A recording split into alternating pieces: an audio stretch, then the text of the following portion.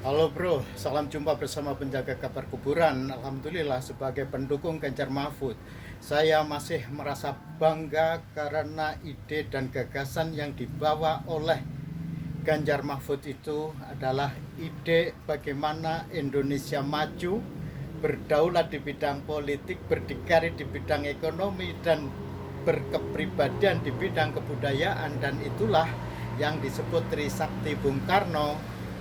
Ganjar Pranowo mengemban visi besar Bung Karno dengan Trisaktinya, dan Mahfud MD membawa misi besar apa yang pernah dipidatokan Gus Dur ketika pada saat pidato dilantik sebagai presiden. Gus Dur dulu pernah menyampaikan satu ayat, kailayakuna dulatan bainal agniya aminkum. Ayat itu yang dibaca juga oleh Pak Mahfud MD ketika dia menyampaikan visi misi dalam debat cawapres. Maknanya apa ayat itu? Hendaklah perekonomian itu jangan hanya berputar-putar di antara orang-orang kaya.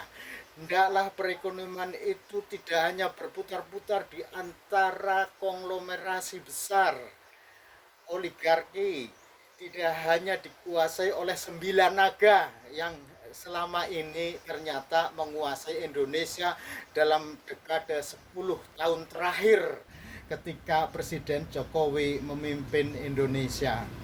eh, di akhir masa jabatannya ternyata oligarki itu memberikan pengaruhnya yang sangat besar sehingga politik dinasti itu menjadi sebuah keniscayaan agar kekuasaan konglomerasi itu terus bertahan dengan alasan akan memindahkan IKN Nusantara. Tanpa ada konglomerasi besar, tanpa ada kekuatan 9 naga itu, nanti jangan-jangan IKN gagal.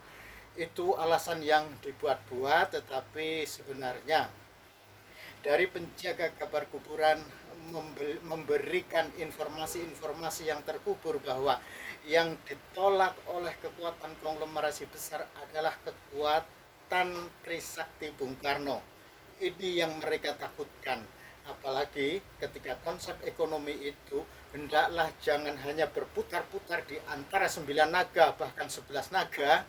Mereka itu takut dengan konsep itu, dan Ganjar Mahfud telah menyuarakan kebenaran, kesejatian, cita-cita Indonesia merdeka, cita-cita Indonesia yang penuh dengan keyakinan bahwa Indonesia maju hanya bisa dicapai jika prinsip Bung Karno, Trisakti Bung Karno itu diterapkan, dan konsepnya harus tetap mengacu kepada ekonomi gotong royong. Ekonomi gotong royong itu apa? Ekonomi yang digagas oleh Bung Hatta.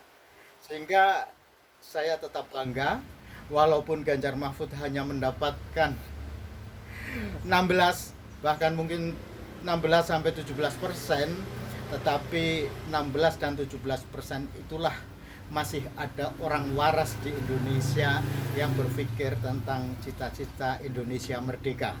Karena pada saat sekarang Indonesia mungkin belum merdeka karena baru sampai ke depan pintu gerbang kemerdekaan Indonesia. Dan Ganjar Mahfud pada saatnya nanti akan terwujud cita-citanya, entah oleh siapa. Bisa oleh Ganjar sendiri bersama Pak Mahfud di periode yang akan datang, sambil menunggu MK mau bersidang, atau hak angket akan berjalan. Itu hanya akan memberikan gambaran kepada kita semua bahwa Indonesia memang butuh keterbukaan yang lebih jelas. Cita-cita Indonesia merdeka itu cita-cita yang tidak lepas dari apa yang digelorakan oleh Bung Karno tentang Trisakti. Dan para konglomerasi besar, 9 naga, 11 naga, semuanya ketakutan dengan cita-cita itu. Tetapi dari penjaga kabar kuburan yakin pada saatnya itu akan terwujud. Demikian kabar dari penjaga kabar kuburan.